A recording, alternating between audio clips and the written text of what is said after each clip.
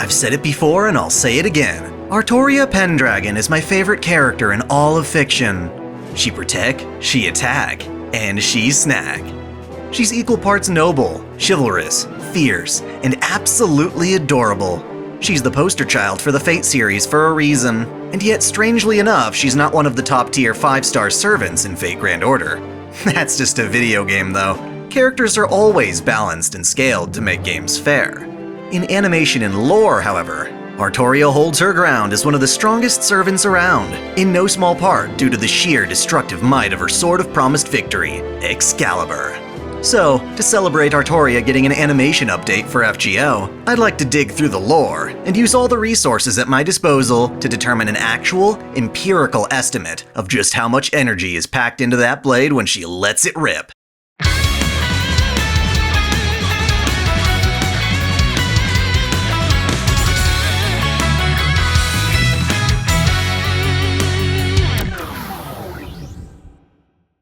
Welcome back to OtakuDaiKun. Now, Artoria received Excalibur as a package deal with its scabbard Avalon from the Lady of the Lake. Merlin asked her which of the two, the sword or its sheath, was more useful. When she chose the sword, Merlin reprimanded her, pointing out that Avalon essentially made her invincible in her possession. What a shame then that it was stolen from her before she became a servant. Thus, whenever she's summoned as a heroic spirit, she has to go without her most useful asset. Her only hope of using it again is to reunite with it during her time as a servant. This means she's gotta make do with the sword. Sad, right? Not really, considering that's one hell of a consolation prize. According to the 2004 visual novel, Excalibur is described as an anti-fortress noble phantasm, ranked A++. It takes her mana and converts it into a massive beam of light that, when accelerated, surges with kinetic energy. It's so iconic that most of the time, she holds its power back, keeping it shrouded in invisible air to conceal her identity. We could dig through stat sheets all day and debate how strong she is, but I'd rather take a more practical approach by analyzing the instances when she actually unleashes its wrath. Thus, it's time to play a bit of Death Battle and use some science to determine the power of the holiest of swords. Between Fate Zero and Stay Night, covering the two Grail Wars Artoria participates in, she uses Excalibur's Uncloaked Might just a little over 7 times. In Zero, she uses it to annihilate Gilles de Rais and his Lovecraftian horror creature, and again on Iskandar's chariot.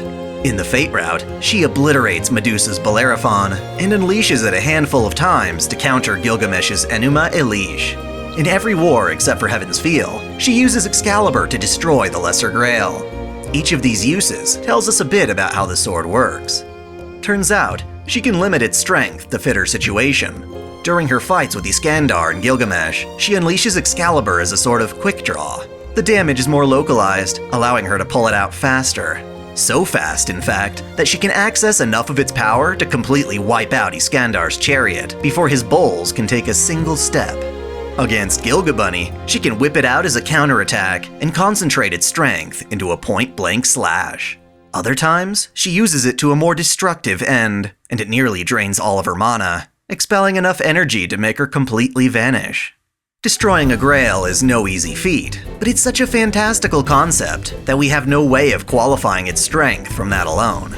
During her fight against Medusa, however, we can at least determine the range of Excalibur's beam. I want to give a shout out to user Crimson King over on the Space Battles forum for starting some of this mental legwork. From the fight, we know that Artoria fires off Excalibur from atop a 50-story building. Shiro confirms this by saying he takes the elevator up 40 stories and uses the stairs for the remaining 10. This can be used to determine the height of the building. It'll be an estimate, of course, since not all stories are the same height. After Googling various estimates, I'm gonna lowball it at about 4 meters per story. This would make the building 200 meters tall. From that vantage point, Excalibur's light extends outward, through the clouds, as far as the eye can see. For all we know, that beam goes off into space, but we can figure at least a minimum length, given we know it's definitely as long as Shiro's line of sight toward the horizon. Turns out we can calculate that. Shiro's line of sight, as well as his distance from the Earth and the Earth's radius, form a right triangle. The Earth has a radius of 6,378,137 meters. Add 200 more for the height of the building, and we have 2 of 3 variables in the Pythagorean theorem. You know, a squared plus b squared equals c squared. Factor the equation, plug in the numbers, and we get the beam's minimum length of 50,500 meters, or about 31 miles. A more conservative estimate would be to assume the beam stops after piercing the highest layer of clouds, at around 15,000 meters in the sky. This gives us a length of 21,072 meters, or about 13 miles. I personally like this estimate better. That said, there are more variables we need to consider. At the point of impact with Medusa, there was a swell in the beam, an explosion of sorts. Would the beam be even longer if Medusa hadn't been in the path? Fate's lore seems to suggest so. The most iconic usage of Artoria's Noble Phantasm is when she uses it to defeat Gilles de Rais. Gilles is inside a giant tentacle monster, making his way down the Mion River that runs through Fuyuki City. Artoria takes her time to charge Excalibur to its fullest before slamming it down into the river. The Fate Zero light novel describes it like so. Pouring all the strength into her body into the two arms grasping the hilt tightly, the King of Knights lifted the golden sword up high. Light gathered, as if illuminating this holy sword was its ultimate duty. The light condensed further, merging into a blinding brilliance. At the fierceness and purity of this beam of light, no one could speak a single word. It was the gallant figure of a knight who once shone the light of purification upon a battle-ravaged world, a darkness blacker than night. Unyielding for 10 years, undefeated in 12 battles, these peerless feats of arms and this glory were eternal, transcending time. This shining sword itself is the nostalgic, sorrowful, and exalted dream of all warriors past, present, and future, who stand at the brink of death on the battlefield, the crystallization of the prayer named glory. Proudly uplifting this will, ascertaining that this faith will be seen to its end. The King of Eternal Victory now loudly declared the true name of this miracle she held in her hands. It was Excalibur! Light galloped, light roared. The prana, accelerated by the factor of the released dragon, became a streak of light, a swirling and surging torrent that devoured the sea demon together with the dark night. A silent scream rose within the river water, evaporating in an instant, as every single atom composing the body of the giant sea demon that had been the embodiment of terror were exposed to the scorching impact. As beautiful as this is, some of the details shown in the anime seem to contradict what is described in Fate Stay Night. In Zero, we see Kiritsugu riding on a somewhat large yacht taken from the harbor. He uses it as his vantage point in sniping Ryunosuke, but then he anchors it in the middle of the river. He rides a raft to where he wants Iskandar to drop the sea monster, and fires a flare to signal these coordinates. He then rides behind Artoria as she's charging her Noble Phantasm.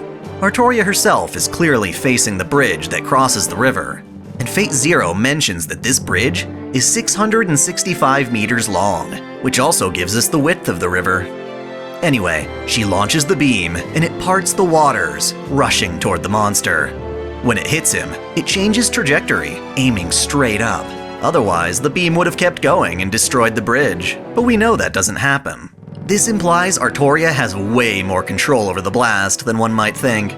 After seeing the Noble Phantasm hundreds of times in various media, this idea of the beam traveling forward, striking its target, and redirecting upward is consistent. This is great, because it means she can mostly concentrate the blast on her enemies, without murdering everything in sight. But about that yacht. If you play the Fate route, there's a point where Shiro takes Artoria out on a date, and on their way back, Artoria notices a mountain of rubble in the river, caused by the sinking of a ship. She reveals that this ship was destroyed by her Noble Phantasm, acting as a wall to block the beam from spreading. She remarks how Kiritsugu put it there without her knowing. This sure sounds like the yacht Kiritsugu rode into the center of the river, but in the anime it never gets destroyed. Not only is it just tossed about by the surging waves, it's even on the opposite side of the bridge, meaning that the beam would have had to plow through the bridge first to reach it. That, and let's be honest, there's no way a dinky boat like that would be able to halt the beam in the first place, let alone form a mountain of junk in the river over 10 years after. We see Gilles' monster devour a fighter jet, and I'm sure it could do the same to a yacht, no problem. Thus, in order to halt Excalibur's blast, you're gonna need a bigger boat. Dean Stay Night has the right idea, showing the wreckage of what appears to be a battleship or cargo ship. Problem is, that wreckage is out by the harbor in the ocean, not the river. Essentially, what I'm trying to say is that Fate Zero and Fate Stay Night have slightly different continuities that don't match up. Nasu has confirmed as such that Zero and Stay Night are best thought of as similar, but ultimately separate parallel worlds. Nerd semantics, really. So in Stay Night, the story is that Artoria used her noble phantasm at some point and had a large ship take the aftershock, whereas in Zero that's not an issue, since the beam halts upon reaching her target. Let's talk boats. In naval warfare, ships are often destroyed when the force of an explosion puts enough stress on the hull to crack it. To that end, a direct hit isn't necessarily more effective than the angle that force is applied from. We know this ship is a surface ship, and after digging through the stats on various torpedoes designed to target such ships, I think a reasonable assumption would be the force of something like a US Mark 20, which contains 230 kilograms of TNT. Thankfully, we have what's called a TNT equivalent, which states that for every gram of TNT detonated, 4,184 joules of energy are released. This means that a Mark 20 detonation, which is designed to fracture surface ships, releases 962 million joules. Mind you, this is simply an estimate of how powerful Excalibur's aftershock is. Fate Zero's account has a different piece of information we can use to get more figures. Excalibur's light is so hot that it instantly evaporates the water around it. This much is consistent with Stay Night, as Artoria mentions her noble phantasm dried up the river for some time after the battle. So how much energy would it take to pull this off? We know that water has a boiling point of 100 degrees Celsius. Any water molecule that reaches this temperature has its hydrogen bonds broken, turning the liquid into a gas. Most of the time, it's difficult to heat water evenly so it happens in a uniform manner, which is why water boils on the surface while the body itself remains trapped. In our case though, it's easy since we're talking instant vaporization, and all we need is the raw energy required. Thankfully, amazing scientists have determined the amount of energy used to turn water at atmospheric pressure to vapor based on the amount of water. This is called the heat of vaporization, which for water happens to be 2,260 kilojoules per kilogram. If we can determine the mass of water evaporated by Excalibur, we can get the energy released in joules. Easier said than done. First off, it's not like she vaporizes the entire river in an instant. Most of the water seems to be forced out from the blast in a giant wave, and there's a shallow amount underneath Artoria in the aftermath. Using wide shots of the blast radius, we can see most of the affected area, with waves pouring out from a circular explosion. I think it's safe to assume that this circle has the same circumference as the river's width, which Zero told us is 665 meters. With that, we can get the blast radius's area from good old pi r squared at 347,322 square meters. Sadly, this is just the amount of water vaporized around Gilles de Rais at the impact point, and doesn't account for the water vaporized by the energy from the blast as it traveled from Excalibur to that point. They don't give me any metrics or camera angles from which I can derive the distance between Artoria and the monster. That said, I feel safe assuming the bulk of the damage happens within the area I calculated. We still need one more thing though, the depth of the river.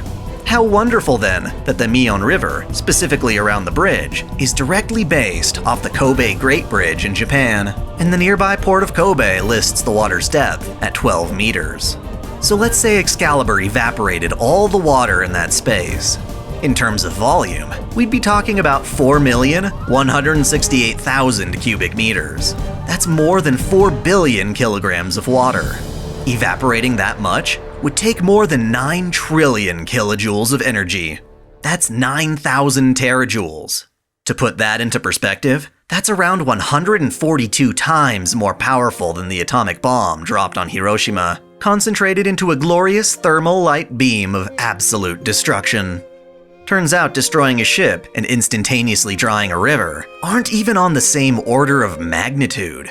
Ain't no ship stopping that, so let's just be glad Artoria has such strong control over it. What can we take from this? When going into these death battle kind of scenarios, you have to take them with a grain of salt. Actually, more like an entire bag of salt. The characters designed for anime and comics are written for entertainment, and are drawn with the rule of cool more so than any realistic phenomena. This is an exercise in fun, not in determining absolute truth. Just keep that in mind as I summarize my findings. In summation, Artoria can deploy her noble phantasm in a variety of ways, controlling the trajectory and extremity of the light emitted from Excalibur. She can use it in short bursts to react within a split second, or take her time to charge it to its full anti-fortress might. When released as a straight beam, the light can travel at least 13 miles, if not more.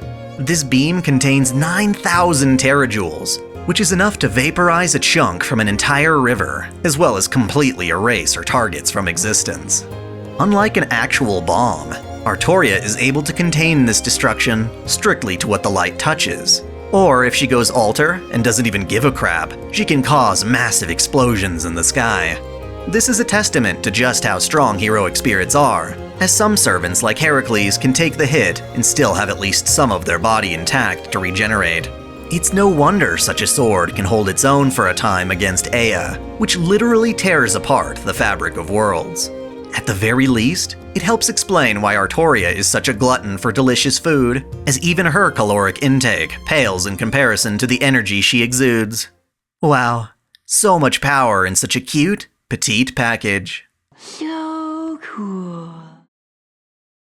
Thanks for watching. If you enjoy this channel, help me beat the algorithm by liking, commenting, and sharing the video, subscribing to OtakuDaiKun, and most of all, smashing that notification bell as if it were your waifu. That way you'll never miss out on all of my anime content, lore videos, live streams, and Holy Waifu Wars polls. My vids are struggling to get featured, so that bell is absolutely critical. If you want to support me directly, check out my Patreon, or consider donating via Super Chat. And as always, celebrate your fandom.